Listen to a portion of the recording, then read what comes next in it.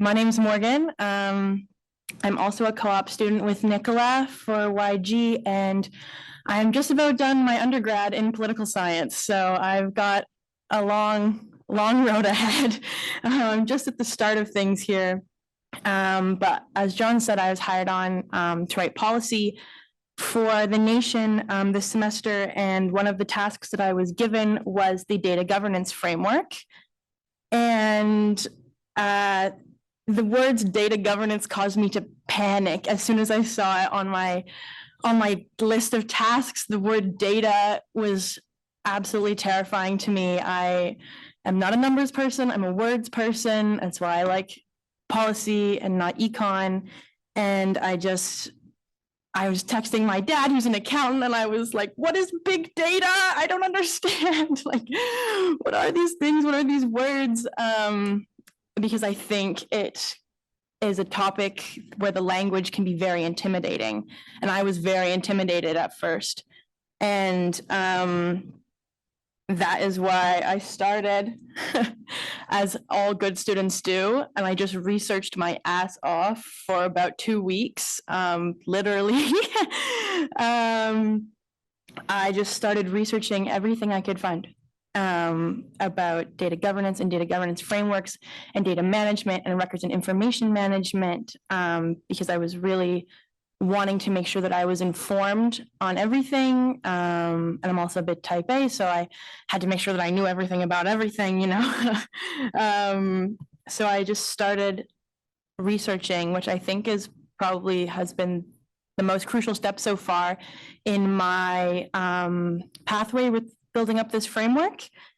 I've got a couple little fun clips that I screenshotted off the internet last night.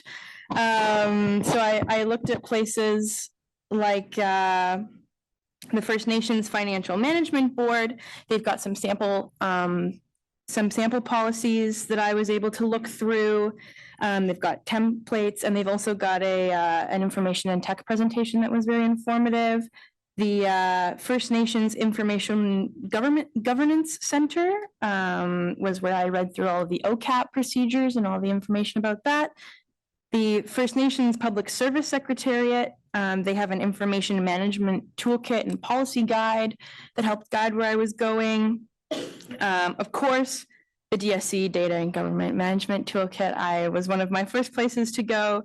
I've constantly referred back to the toolkit multiple times, and I found particularly there's a resources page that has all sorts of information just about Indigenous approaches to data and data governance. And so if people in various institutions or in your nations are looking for places to start just to learn about the concept, I would really recommend that document. It was very helpful for me. And then, of course, I reviewed our own policies. There was a gap analysis done by the previous co-op student before me, and he had the super enjoyable task of reviewing every policy and procedure that YG uses. And so I was able to just use the fruits of his labor for this and sort of complete a bit of my assessment. But I found that pretty much all that we had that I knew I would be able to use directly with this framework was the privacy policy. So I was looking through all these framework or all these regulations and policies that we have, and there was really only one that I knew I was going to be able to use, and it was a bit scary in that moment, just looking at the work that was going to have to be done. But there's lots of templates and lots of information available, and so I was ready to get going. I'd also like to say that there were lots of templates that I found on different records information management policies and data management, data governance frameworks, that if your nation is in the position to just sort of plug your info into and use, that's definitely an option. Like I said, we didn't have much to start with, so I didn't feel that YG was in the position to just plug our name into a document and roll, which is why it's been taking so long to build up this framework. So I stole this off the toolkit website, but I sat down with an advisor from Big River, and I was so excited after all this research that I'd done. I'm a student, I'm jazzed, I'm feeling so pumped about writing this policy because I'm a nerd. And he was like, no, you're just here. You're there's, look at all this that has to still get done. You're only here. Which I had to sort of reel myself in at that point. He said, you need to sit down and you need to create a guiding vision and principles and objectives for this project. And you need to write them down, and you need to consult people within the government using the knowledge that you've built up, but you're not going to get anywhere if you don't have anything to ground you in this project. And I know that's something the DSU has talked about. That's what the DSU wrote. I'm preaching to the choir here, but this is just my experience. And so I had to sit down and reflect on what I hoped the impact this framework would be on the community and how we would guide it. And so this quote is from a larger document that I have lost, so I can't read the entire thing. But part of my vision statement was that the knowledge held by the Yuułuʔił្�atḥ people, the community, and the government will continue to guide the nation, while data governance frameworks ensures that it can be kept secure and accessible. So I never wanted these policies to get in the way of the people and the knowledge. I never wanted it to truly have to restrict anybody in terms of what they feel the nation needs to know and the nation needs to have to guide itself. I just hope that the frameworks and these policies getting put in place can keep everything safe, and in turn can keep the people safe as the government continues to grow and as society continues to change. That's the most important thing. So that's where my first principle came in, was that community well-being is always above everything else. As the policy grows and the framework is built out, it needs to be sort of rooted in community well-being, and is every decision that's made truly going to benefit the community and benefit the needs, because the needs are changing as well. And that's why my second principle was that the document needs to be agile and evergreen. Agile and agility is like the new word in poli-sci studies right now, but it's essentially the same thing. It's just that it always needs to be adaptable for the community. The community doesn't need to fit within the policy and the framework. The community doesn't need to work for the framework. The framework needs to work for the community, and that's where it needs to grow. The third principle that I decided on was that data is a resource. I know that data and data collection and the loss of it and the use of it has often been it can be a very scary topic, especially for Indigenous communities, but sort of continuing to push and to gain support for the idea that data is a resource that can be used to gain power and to build resilience in communities is really important. And the fourth that's been brought up continuously throughout this workshop is that the framework needs to always be aware of the capacity of the government. We can't be building anything out that the government can't handle, because at the end of the day, if it can't be properly implemented and properly used, there's no point in having it to begin with, which I think is something that is very important to Indigenous governments, because it's so close-knit and such small organizations that you have to make sure that the framework can work for the government, or else it doesn't matter in the end, all the work that you put in. So I use these to build out the objectives. I came up with 3 objectives that I'm using to build out my framework currently.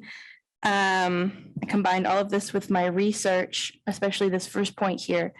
My first objective was to establish necessary regulation based on gaps in need. So these are essentially what I predict are going to be the sections of my framework. And we'll build out the policy. So the first one was information privacy. We've talked about, I'm not going to go into that a ton. We've talked about that lots this workshop, but something that I've noticed is that most templates Indigenous or not, mainly not, don't account for the closeness and the smallness of these communities. And that's something that really needs to be taken into account. It's like, what do you do when your cousin is the person who's reviewing all of your financial information for a grant or a housing proposal or something like that? Or how do you keep all these things safe? And how do you keep sort of the population free of all these politics that aren't really helpful or productive in any way when the community is so small? So that's something I've definitely been keeping in mind. The second one was information systems and technology. So as John talked about, there was a former co-op student who did a lot of work around the systems. And so this part would be ensuring that all of our systems are safe and functional and actually being used, because we have a lot of departments using various systems right now. Our financials are very organized, but another department told me that he just likes to keep notes on his notepad in his truck. So we're really working on making sure that everyone's on the same page. Third one is the records and information management. So that sort of goes in the same way. So making sure that government and nation records are in a system and that they're all safe and well organized. And the fourth one is something that I haven't seen a ton, and I'm not sure if it's going to stick around or not, but I'm feeling like a specific section on archival management separate from government records is important, because I feel as though there's just different ways to approach cultural and historical, linguistic, ceremonial, all these different knowledge and record types that we're going to have. I think that they need to be approached in a different, more sensitive way than just your typical government records. And so I would like to see that as its own section. My second objective now was to create corresponding procedures. So I brought this up a little bit yesterday, but YG, not to, with love, YG doesn't really have any formal procedure at all. We basically just sort of run off of whatever that manager thinks is best in the moment because of capacity reasons and policy that exists. And so it's really important to make sure that as these policy sections get developed, we remember that we have to include the practical implementation points of these things, and that the procedure needs to get built out, or else there's such a high turnover rate in all these government structures that, one manager wants to do something differently than the other, and then something is done differently year to year, and that's just because it's up to the manager's discretion at any given point. And it's really important, I think, to have it be continuous in a way that the government can endorse. And the third, like I said, for my principles is to ensure that the framework fits within YG's capacity for change management, because if the government isn't able to implement any of these procedures or policies, then it's back to the drawing board, I guess, and we want to make sure that it works for everybody. So next steps is that I've taken all my research and I've taken my vision and my points and my objectives, and I'm making it slowly into a draft of the framework, which I at the beginning of this project, I emailed out to quite a few groups asking, hey, do you have a framework that I could look at or use? And I got quite a few emails back saying, no, but we would love to see yours when it's done. So I'm hoping to get a draft kind of pushed through and working on that with the exec, and hopefully being able to share that out, because like John said, resource sharing is so important and impactful. So as I move forward with that draft, there will be an update at some point.